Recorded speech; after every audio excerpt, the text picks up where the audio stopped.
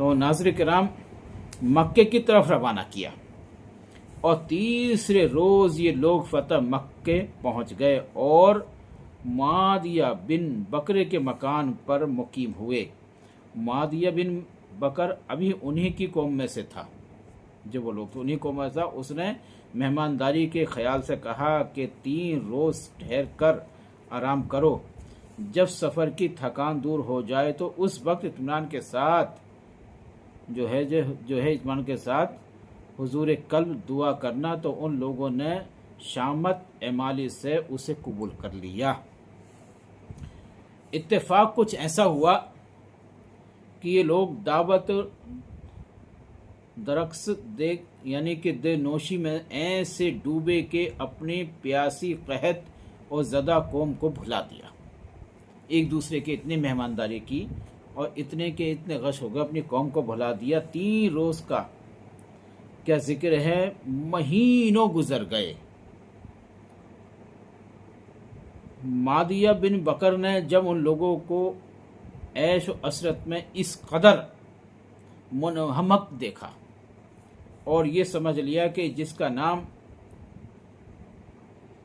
नाम लेकर आए थे उन्होंने बिल्कुल भुला दिया है, तो अपनी लोंडियों को चंद ऐसे अशआर सिखलाए कि जिससे ये लोग होशियार हुए और अपनी गफलत और खुद फरामोशी पर नादिम हुए और शर्मिंदगी हुई कि ये हमने बहुत गलत किया, अपनी मैसो परस्ती में लग गए, क्या हमने गलती की है।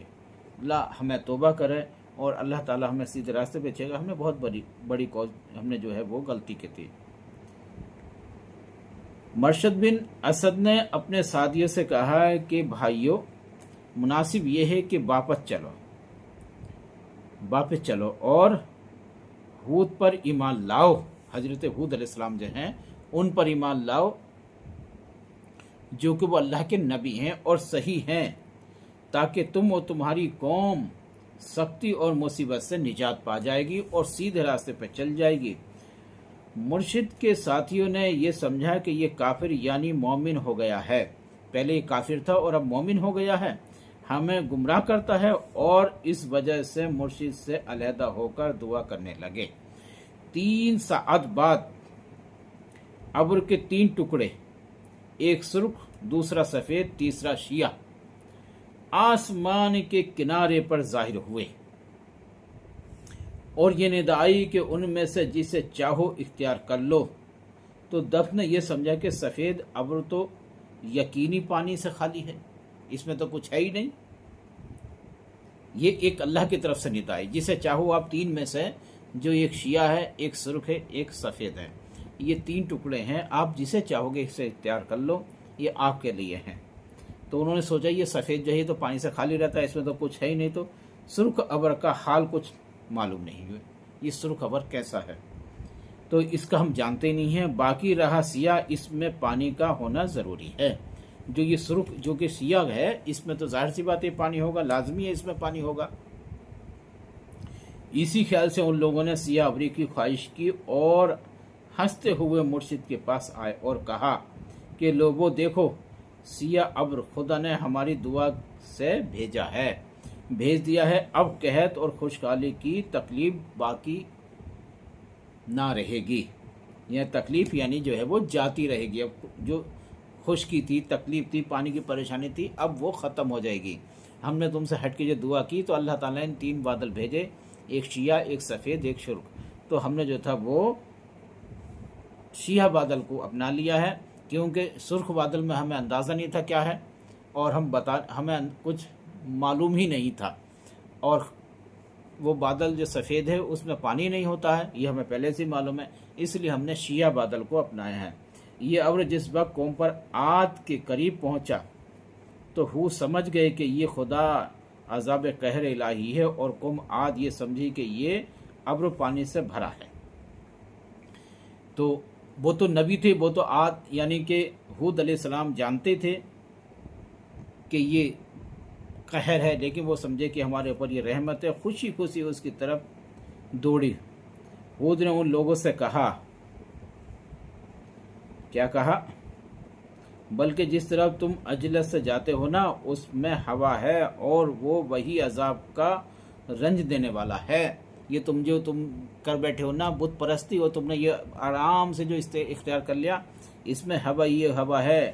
قوم عاد نے پہلے ہود کے اس قول کو بالکل اللہ نہیں سمجھا، یعنی کہ بالکل نظر انداز کر دیا، لیکن جب در پہ ہوا کے جھونکے آتے رہے تو یہ کہنے لگے قاعدہ یہی ہے کہ بھلا دیا، یعنی قاعدہ یہ کہ بھلا دیا اپنی قوم، اور توانائی پر ایسے نازل ہوئے کہ سمجھانے سے بھی سمجھنے کی امیدوں سے بھی کم کی جاتی، یعنی کہ ایسے بھلا دیا کہ کم کی جاتی ہیں۔